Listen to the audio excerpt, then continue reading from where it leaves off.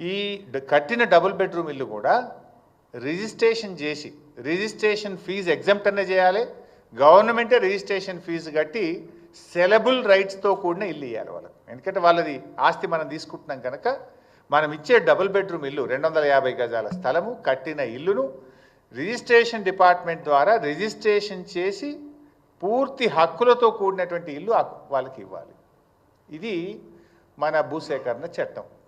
వీళ్ళు చేసింది ఏంది, కేసీఆర్ గారు కట్టిన డబుల్ బెడ్రూమ్ ఇళ్ళలో నెట్టేసారు వాళ్ళని, ఖతం. అది కూడా అసైన్మెంట్, ముత్తరే కాగితం ఇచ్చారు. అది సెలబుల్ రైట్ కాదు, హక్కు లేదు, దాని భూమి లేదు, అదేంటి అపార్ట్మెంట్. అది పేదల కోసం కట్టిన అపార్ట్మెంట్ లాగా కట్టింది. రేపు వాళ్ళకి ఏముంటుంది, వాళ్ళకి రైట్ ఏముంటుంది దాని మీద? అంటే నువ్వు మొత్తంగా మోసం చేసినావు.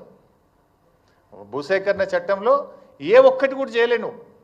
బేసికల్లీ పాత ఇంటికి డబ్బులు ఇవ్వలేదు, ఉపాధికి కోల్పోయే వారికి డబ్బులు ఇవ్వలేదు, వాళ్ళకు house site with built house ఇవ్వాలి, అది ఇవ్వలేదు, పెళ్లిగాని పిల్లలకు సాయం చేయలేదు. అంటే ప్రజల్ని మోసం చేసిండు రేవంత్ రెడ్డి, పార్లమెంట్ను కూడా మోసం చేసిండు రేవంత్ రెడ్డి. బికాస్ ఆయనే మున్సిపల్ మినిస్టర్, ఆయన సంతకంతోనే ఢిల్లీకి పోతుంది ఫైల్. పార్లమెంట్లో ఏదైనా సమాధానం చెప్పాలంటే రాష్ట్రంలో సంబంధిత శాఖ మంత్రి యొక్క అప్రూవల్తోనే ఆ సమాధానం పార్లమెంటుకు వెళ్తుంది. ఇవాళ మున్సిపల్ మంత్రి ఆయన్నే, ముఖ్యమంత్రి ఆయనే ఇలా ఈ రాష్ట్ర ప్రజల్ని మోసం చేసిండు, కేంద్ర ప్రభుత్వాన్ని మోసం చేసిండు, పార్లమెంటును కూడా రేవంత్ రెడ్డి గారు మోసం చేసిండు. ఇప్పుడు ఆల్రెడీ కొన్ని ఇళ్ళు కూలగొట్టింది కదా బైసాబ్, మీరు ఫోటోలు కూడా ఉన్నాయి ఇక్కడ. ఈ పేదల ఇళ్ళు కూల్చేసిండ్రు. ఇప్పుడు ఈ ఇళ్ళకి మరి ఇప్పుడు డబ్బులు ఇవ్వాలంటే కూడా ఆ ఇల్లుని ఎట్లా ఎస్టిమేట్ చేస్తావు? How do you estimate these houses? How you will you compensate these poor people? వీళ్ళకి ఎవరు బాధ్యత? ఇప్పుడు మూసీలో కూడా చూసిండ్రు బైసాబ్, ఇప్పుడు సన్నాయి నొక్కులు నొక్కుతున్నారు మళ్ళా. ఏమని? లేలే అనుమతులు ఇప్పుడు ఇల్లు కూల్చాం, ఇక కొత్తవి మాత్రమే కఠనీయం అంటున్నారు. మరి కూల్చిన సంగతి ఏంది చెప్పాలి కదా హైడ్రా కమిషనర్, చెప్పాలి కదా ముఖ్యమంత్రి. కూల్చిన మూసీ ఇండ్ల సంగతి ఏంది, హైడ్రా ఇండ్ల సంగతి ఏంది?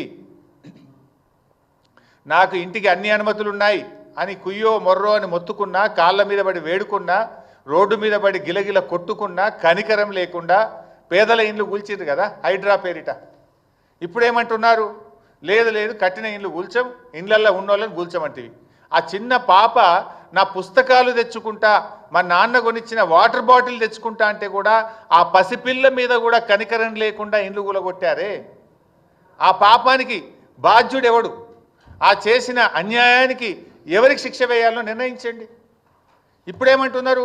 లే మేము ఇక కొత్తవి కూల్చము అంటున్నారు, ఏదో డేట్ పెడతాము అంటున్నారు. మరి కూల్చిన వాటి సంగతి ఏంటి? వాళ్ళు కట్టిండ్రు, డబ్బులు కట్టిండ్రు, పే దెమ్ ద కంపెన్సేషన్ ఇచ్చినా వాళ్ళు పడ్డ క్షోభ, వాళ్ళు పడ్డ బాధ, వాళ్ళు అనుభవించిన నరకమైతే పోదు కదా. తక్కువ బాధనా?